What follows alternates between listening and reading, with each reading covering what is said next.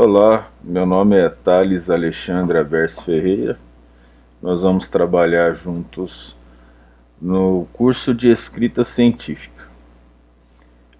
É um curso que eu achei necessário por ensinar isso aos meus alunos durante muito tempo e eles ainda terem dúvidas na hora de terminar uma dissertação ou uma tese ou um TCC. Além disso, a escrita científica ela não é algo trivial. Ela requer estudo, ela requer dedicação, disciplina.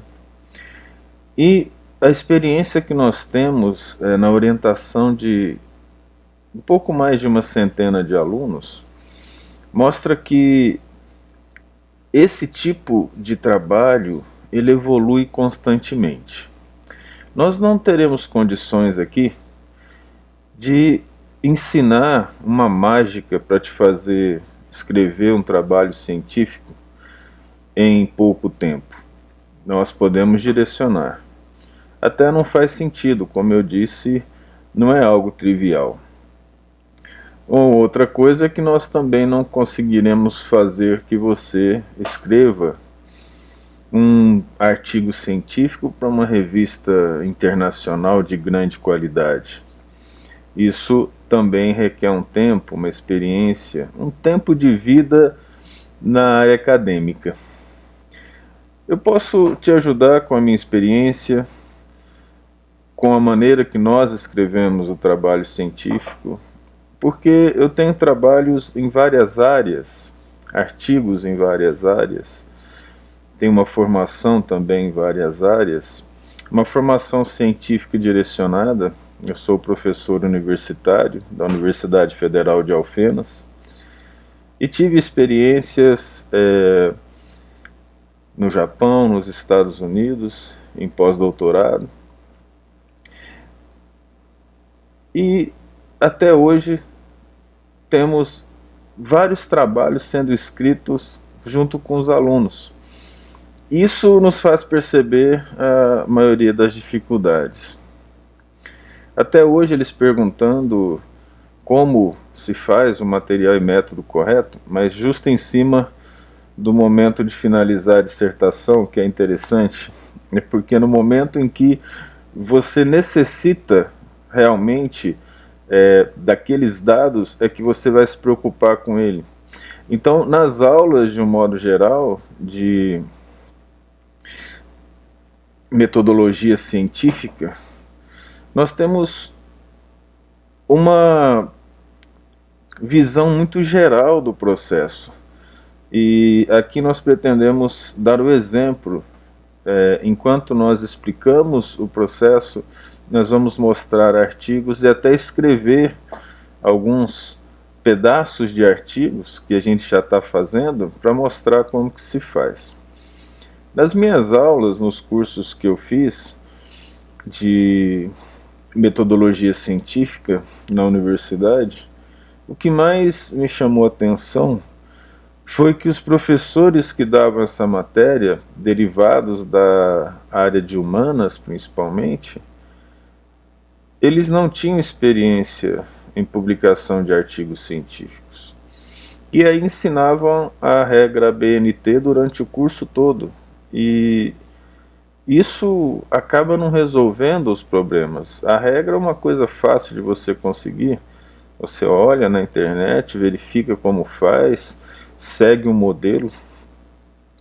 Isso aí nós conseguimos fazer com tranquilidade hoje. Mas a escrita é que é o problema. Outras vezes eu já trabalhei em escolas particulares, cursinhos, e o que mais chamava atenção eram alguns professores que não tinham formação nenhuma darem aula, sem curso superior, falavam muito bem, é claro, mas mentiam também muito bem. Aí eles diziam que eram doutores, que eram professores de universidades, que faziam provas de vestibular. O aluno muitas vezes, e a maioria das vezes, desconhecendo esse tipo de situação, acreditava.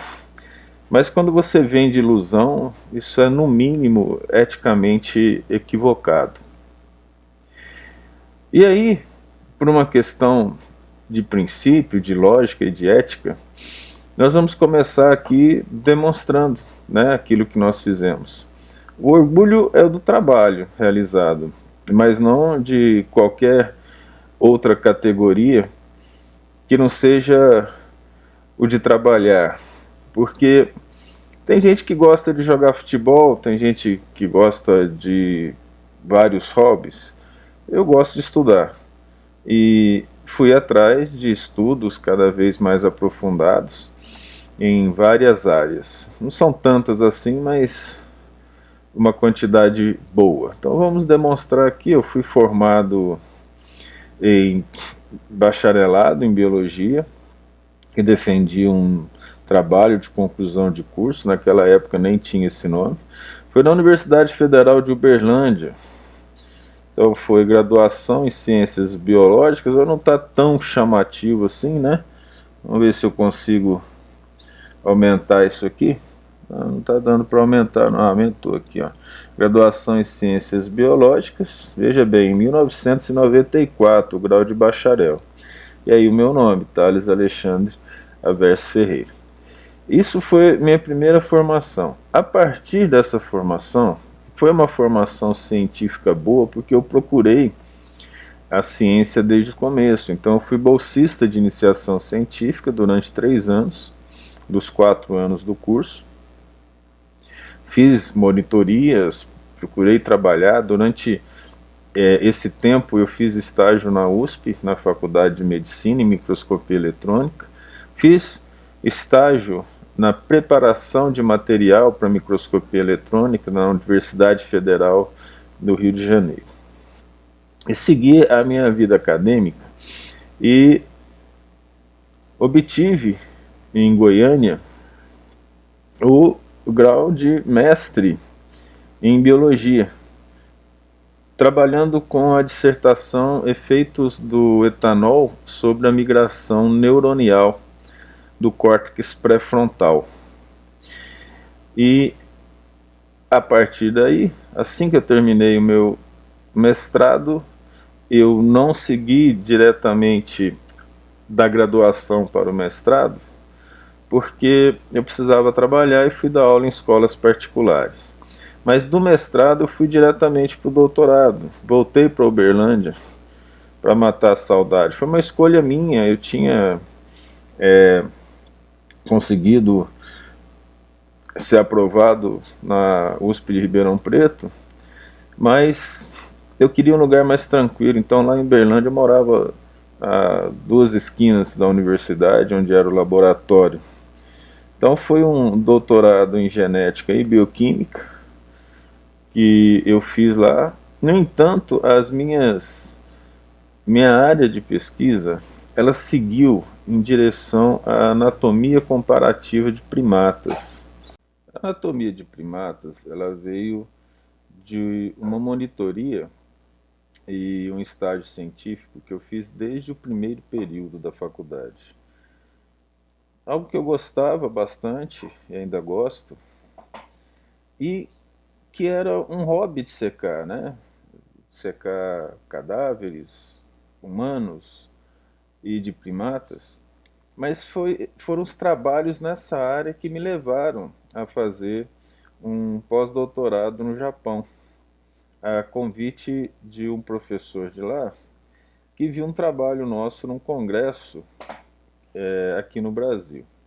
Então eu fiz um pós-doutorado lá em 2010, na área de sistema neural, porque eu trabalhava e ainda trabalho com sistema neural. Foi na Universidade de Toyama, com o professor Hisao Nishio. E o que vale mesmo é esse carimbo aqui. Lá no Japão, mais que assinatura, o carimbo é o que vale. E aproveitei que eu fiquei lá 2 anos, porque eu saí do Brasil para fazer o pós-doutorado aqui, mas lá o pós-doutor ele é professor associado, desculpa, professor assistente. Então eu trabalhei lá como professor assistente orientando alguns alunos e consegui fazer 3 pós-doutorados. O pós-doutorado, ele vai aí de 6 meses a 1 ano, então eu fiz um de 1 ano e 2 de 6 meses, né? O outro foi em comportamento e anatomia comparativa de primatas. E o terceiro, né, lá foi na área de neurociência também. Eu aperfeiçoei o efeito do etanol sobre o desenvolvimento do cérebro de ratos.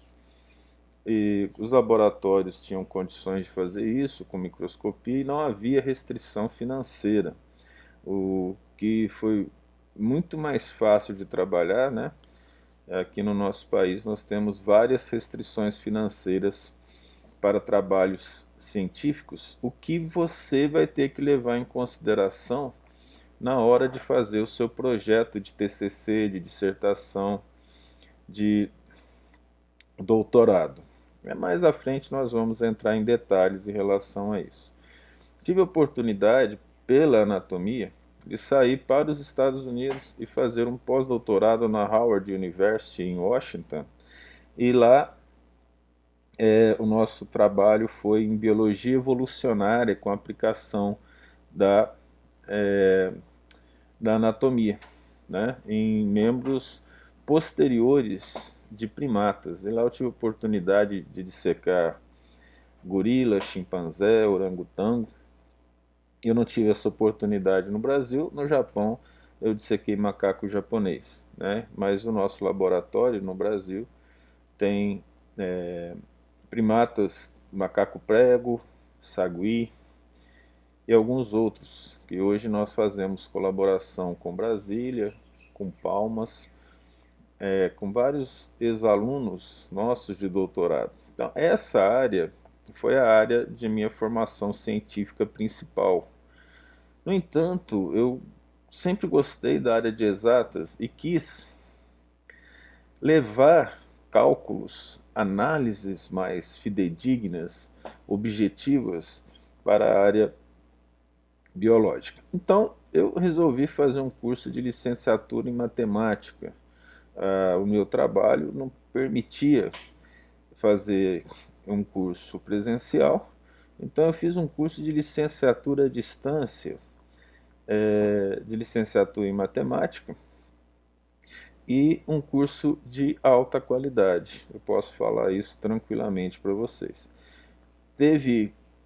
Tem faculdade ou universidade com cursos EAD que não são de qualidade, mas esse de matemática foi um curso de alta qualidade pela seriedade da universidade, dos professores e da coordenação do curso, né, o que foi algo que eu não esperava, sinceramente. Eu esperava estudar por conta, se o curso fosse fraco. Eu fiz isso, estudei por mim mesmo, mas também tive desafios no curso, o que foi muito bom. Seguindo esse caminho da área de exatas, quando eu formei em matemática, eu senti a necessidade de aplicar a matemática que eu aprendi. E aí eu fiz um curso de engenharia civil na Universidade de Varginha, aqui perto. Então eu pude frequentar as aulas e me tornei bacharel em 2019 em engenharia civil. Então eu também tenho a formação de engenheiro civil. Recentemente eu tenho publicado trabalhos na área de educação matemática, educação de engenharia civil, trabalhos sobre sustentabilidade em engenharia civil. Eu sou professor da pós-graduação em ciências ambientais aqui na Universidade Federal de Alfenas. Eu vou colocar aqui para você, ó, PPGCA, que significa Programa de Pós-Graduação em Ciências Ambientais. Acho que eu falei errado, né? Se eu falei outra faculdade, mas é na Unifal, né? E nesse programa de pós-graduação tem as disciplinas, processo seletivo. Eu sou responsável por 2 disciplinas. Uma delas é a disciplina Modelos Matemáticos Aplicados às Ciências Ambientais. Aqui está a página do programa de pós-graduação, né? Aqui está em inglês, esse site, né? Essa parte do site. E nós trabalhamos aqui com várias áreas diferentes, né? E esse é um bom programa para quem quiser um dia tentar o mestrado e o doutorado. Nós temos mestrado e doutorado, várias bolsas, o mestrado e o doutorado com maior quantidade de bolsas em Alfenas devido à boa nota do curso. Então é um programa de graduação que tem pós-doc, né? Vários estudantes. Veja aqui o PhD Students. Eu não tinha comentado isso antes, mas o PhD, Philosophic Doctor, é o nome que se dá ao doutor em ciências. No Brasil é D.Sc, doutor em ciências, assim como no Japão, na Rússia, principalmente, que são países em que o positivismo, nós vamos falar disso depois, é muito forte. Mas o mesmo título, Philosophic Doctor, é o título de DSc, doutor em ciência, porque o PhD ele permite uma certa criatividade do cientista quando vai escrever sua tese, podendo dar a opinião dele. Algo que aconteceu principalmente devido à alteração do que se chama visão científica modificada pela física do início do século passado e final do século retrasado, com o advento da física quântica e da relatividade de Einstein. Einstein diz que ele não gostava daquilo que se chama apego ao observável. Nós vamos falar um pouco sobre isso porque é necessário, né, entendermos sobre a base do método científico para saber escrever, né? Senão seria uma fórmula dada apenas para como fazer uma introdução, material e método, e isso não vai gerar uma boa formação para você. Então fica aí, né, a página do nosso programa de pós-graduação.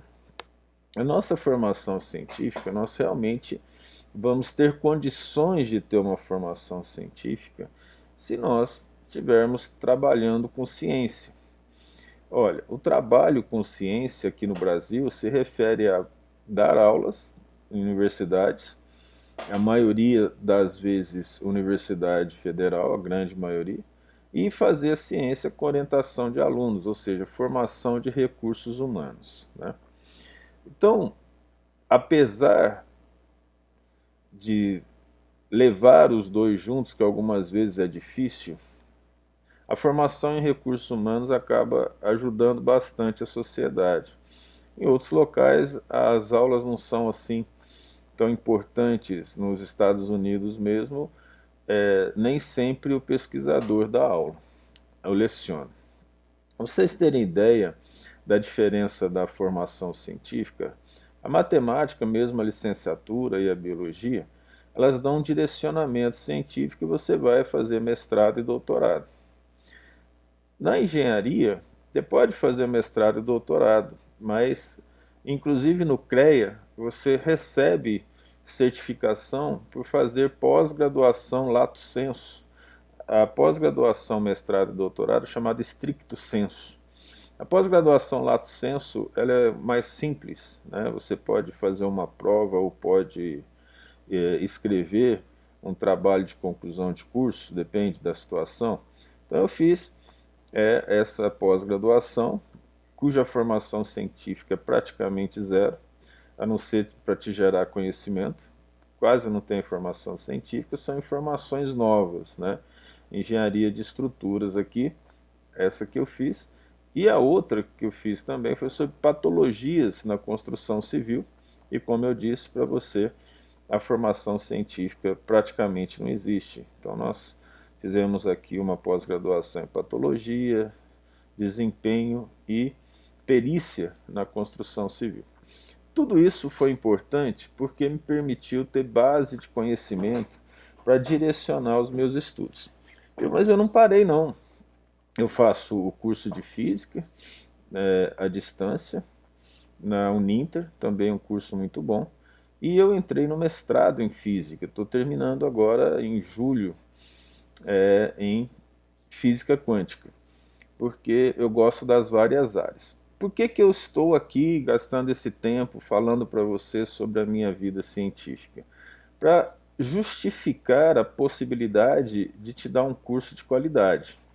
Não apenas um curso teórico, mas um curso baseado na minha vida prática. Eu tenho um pouco mais de 100 artigos publicados em várias áreas diferentes, e você quiser pesquisar, né, tem aqui no Escavador, eu tenho 2 livros publicados, um de biologia celular e molecular, e olha que capa bonita esse aqui, né? E um livro de matemática básica interdisciplinar. Esses livros foram publicados pela editora Átomo de Campinas. O livro de matemática eu pretendo continuar uma série, né? Porque a matemática básica é pouco apreciada, entendida. Então esse primeiro foi razão e proporção. O segundo, nós vamos passar para a regra de 3, por exemplo, e assim por diante, até fechar a matemática básica, que é um dos maiores problemas dentro da universidade.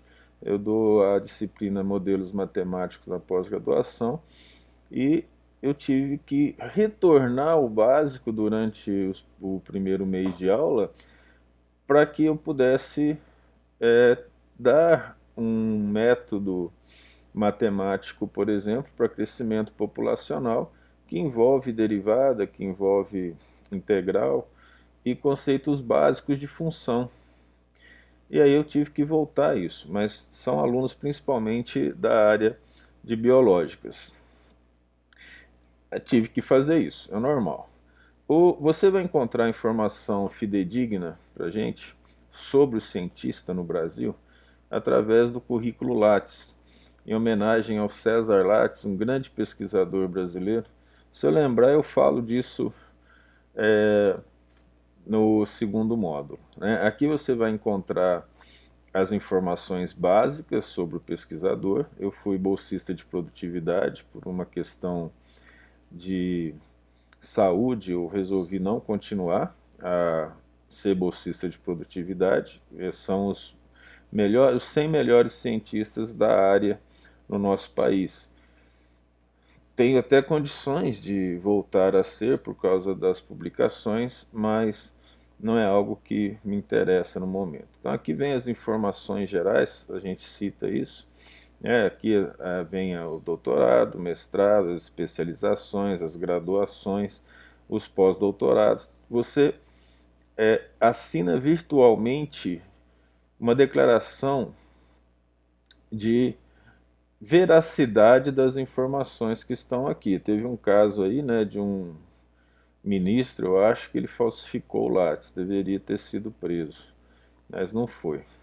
Aí aqui tem os prêmios, os trabalhos publicados, então eu tenho aqui, ó, jornais de fator de impacto, depois eu vou explicar para você, né, do ano passado, que foram artigos bons. Esse aqui, um artigo muito bom na área de ensino, né, numa revista boa, que tem o chamado JCR, isso aqui ainda foi o ano passado, 2021. A revista PROS One é uma das mais lidas do mundo, está entre as melhores na área interdisciplinar.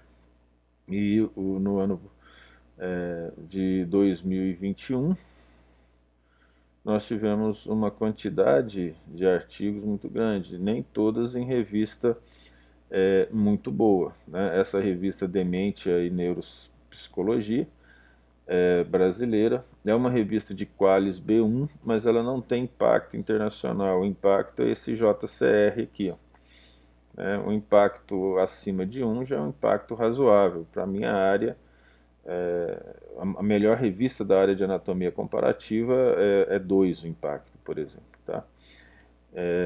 Essa parte, esse artigo aqui, a Teoria do Envelhecimento, também foi numa boa revista. Revistas interdisciplinares são as que eu prefiro, né? Essa aqui sobre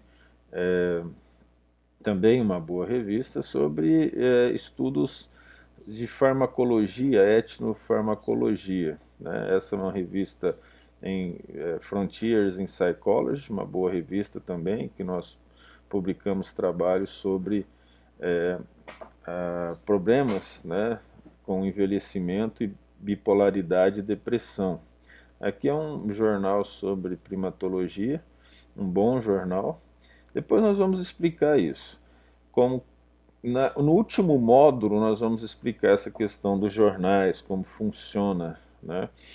E então nós temos até hoje, eu tenho mais um aceito, 115 artigos científicos até o final de 2021. Isso me dá um know-how suficiente para te ensinar sobre a escrita de artigos científicos e te dar algumas informações que acabam sendo importantes na hora de escrever um artigo científico, na hora de escolher uma revista, o trabalho seu com o orientador e o que você pode fazer para ter um trabalho de qualidade, ok? Fica aí a propaganda, se quiser comprar o livro de Biologia Celular, pessoal da área biológica, você vai encontrar em várias livrarias, a Amazon, a Livraria da Física, né, a estante virtual também. Aqui algumas fotos, né, lá do currículo lá, estou com o cabelo grande. E o livro de matemática também se encontra nessas mesmas livrarias. Nós finalizamos aqui a nossa introdução do, dos objetivos desse curso e daquilo que está por trás, né, da sua formação nesse curso, que é o professor. Eu vou passar para você uma maneira de que você principalmente se torne um escritor de artigo científico, porque o artigo científico ele está no topo da informação científica, né? Depois nós temos aí na ordem o livro científico, a tese, a dissertação, a monografia, o TCC. São graus de complexidade exigidos, mas, por exemplo, o seu professor pode exigir que no seu TCC ele gere um artigo científico. Então, nós veremos isso a partir dos próximos módulos. Teremos uma revisão histórica sobre a evolução do método científico e depois já iniciaremos a escrita científica, a preparação do texto, a escrita de um projeto científico, a ideia que vai vir, como desenvolver essa ideia no seu trabalho. Até o próximo módulo, então.